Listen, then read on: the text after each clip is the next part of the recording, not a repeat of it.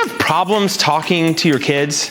I mean, you might have easy talking to them about the grades or what's going on in the school, but like, do you have problems talking to them like the big stuff? Like maybe you're going through divorce, or maybe a loved one is sick and maybe possibly dying, or maybe your kid is starting to ask questions about sex or homosexuality. And how do we have these tough conversations with our kids?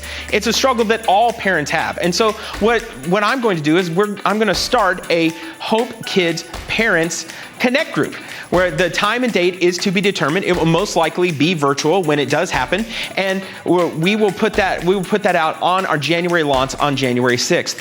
But what we'll have a whole bunch of parents come together of like-minded people who are all trying to discover how to talk to our kids about these deep issues that we all struggle with every single day. Now, here's a great resource you can have. You can go ahead and buy the book called Talk Now and Later by Brian Dollar and Michelle Anthony. It's a great resource for you to reference back all the way through as we go through this study together.